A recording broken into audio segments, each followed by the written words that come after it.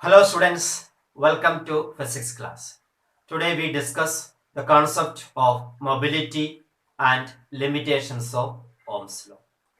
We already learned what is electric current and we know that the electric current is the directed flow of electric charge through any conducting medium. So the conductivity of a conductor actually decided by the mobile charge carrier in that conductor. In metallic conductor, the electrons are the mobile charge carrier, whereas in a semiconductor, electrons and holes are the charge carrier. And in an electrolyte, positive and negative ions are the charge carriers. One important physical quantity which decide the conductivity or the flow of charge through that medium is the mobility of that charge carrier. Let us see what is the mobility of a charge carrier. The mobility of any charge carrier in a conducting medium is defined as the magnitude of drift velocity per unit electric field. Mobility is defined as the magnitude of drift velocity per unit electric field. We can write the mobility nu is equal to the drift velocity per electric field. The magnitude of drift velocity divided by electric field. And if you are writing is SI unit, the SI unit of mobility is meter square per volt second. Meter square per volt second is the SI unit of mobility. But for the practical unit, you know that the drift velocity is very small and usually it is measured in centimeter per second, divided by the unit of electric field. The unit of electric field is volt, okay, volt per meter. So instead of meter, if you are taking the centimeter, volt per centimeter, then the practical unit will get in centimeter square per volt second is the practical unit of mobility, but the SI unit of mobility is meter square per volt second. And we already derived the equation for the drift velocity. You know, drift velocity is equal to E by m into relaxation time. E by m into relaxation time. Here E is the charge of electron, as this equation is derived for metallic conductor. E is the charge of electron, capital E is the electric field that we applied, m is the mass of that electron, and tau is the average relaxation time or average collision time for electrons. And if you are dividing this drift velocity by electric field, we get the mobility of the charge carrier. The mobility is equal to this, the expression for mobility. Mobility is equal to E divided by m into relaxation time. E by m into relaxation time.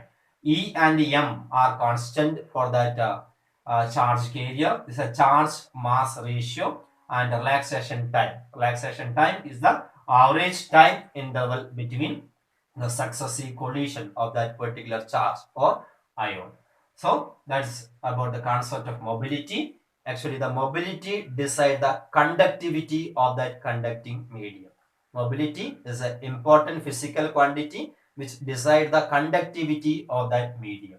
And once more, mobility is defined as the magnitude of drift velocity per unit electric field.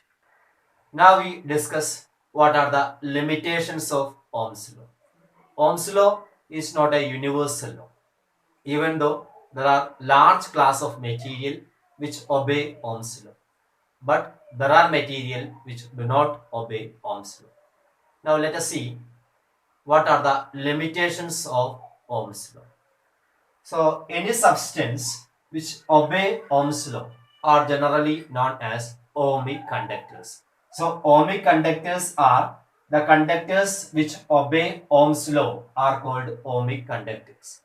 For example, all metallic conductors for small current obey Ohm's law. Here a VI graph for pure metal, for small current is shown. You know that when potential increases, current also increases. When potential difference is zero, current is also zero. When potential increases, current increases. V is directly proportional to I. Then if you are reversing the current, if you are reversing the potential, current also get reversed. But for the same value of V, the current is also same. So this VI graph will be a straight line and which pass through the origin. So this is a VI graph for pure metallic conductor at a very small current. So it is a ohmic conductor. All metallic conductor for very small current obey Ohm's law. Then we can consider metallic conductors for small current is a ohmic conductor. Another example, copper sulfate solution. A copper sulfate solution also a ohmic conductor. When potential increases, current increases linearly. VA graph, if you are plotting a VA graph, it will be a straight line passing to the origin. So copper sulfate solution can also consider as a ohmic conductor. Now let us see what are non-ohmic conductor.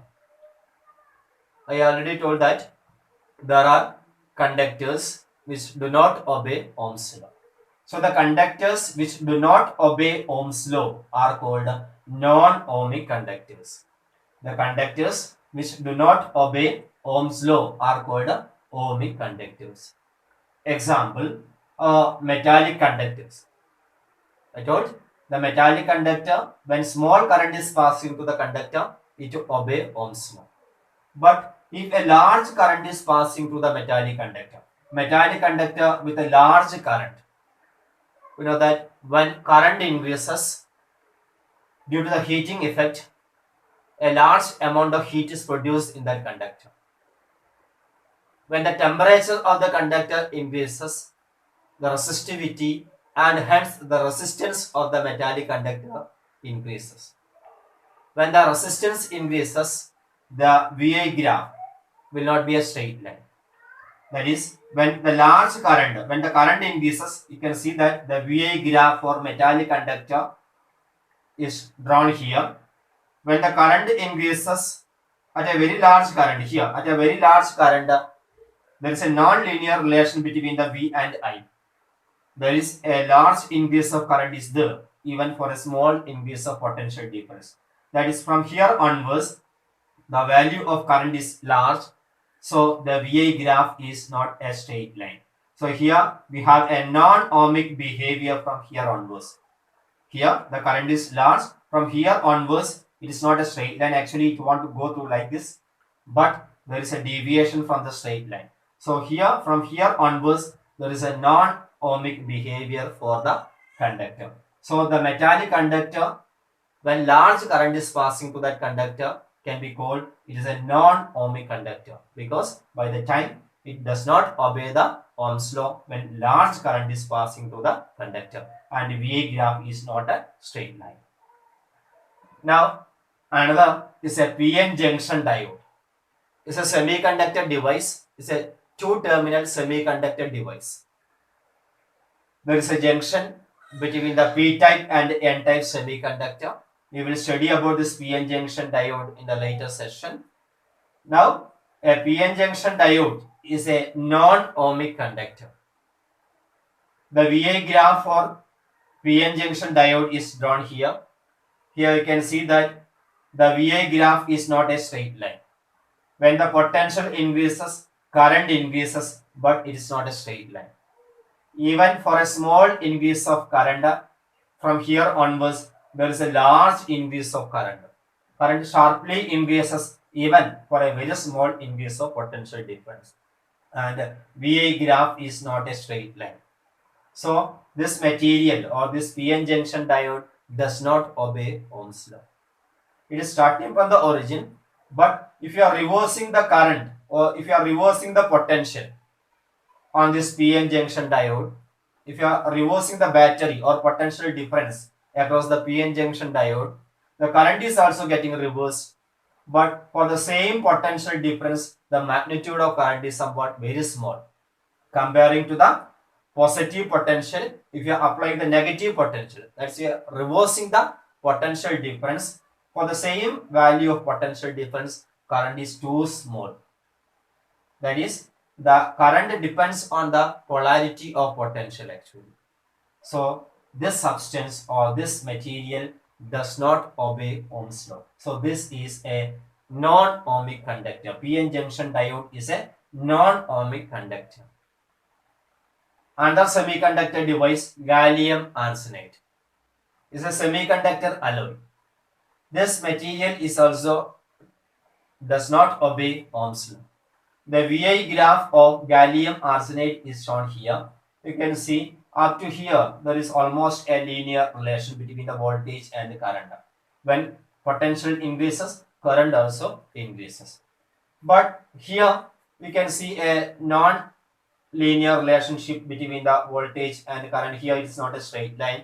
There is a variation from the straight line. So a non-linear relation between the voltage and the current can be seen.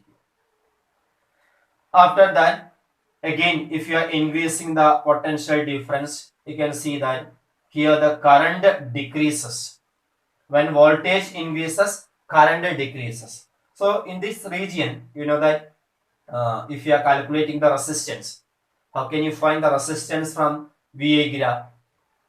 From the VA graph, the reciprocal of the slope giving the reciprocal of the slope of VA graph is actually the resistance. So from here, if you are finding in this region, what is delta V by delta I? That's the resistance. Delta R is equal to delta V by delta I.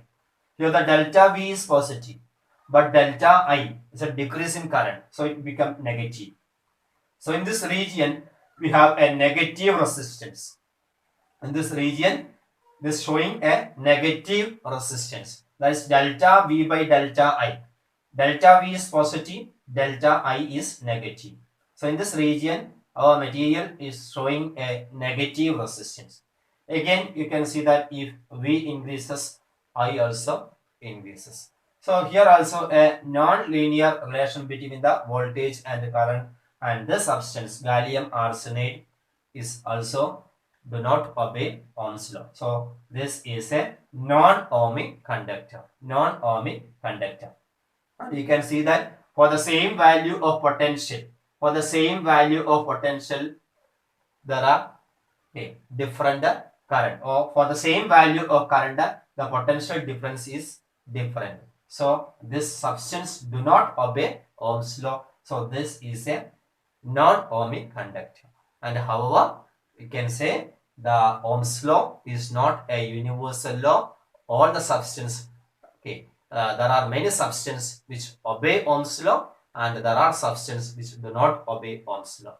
And the substance or material which obey Ohm's law can be called as ohmic conductor, and the conductor which do not obey Ohm's law are known as non-ohmic conductor. That's all today. Thank you.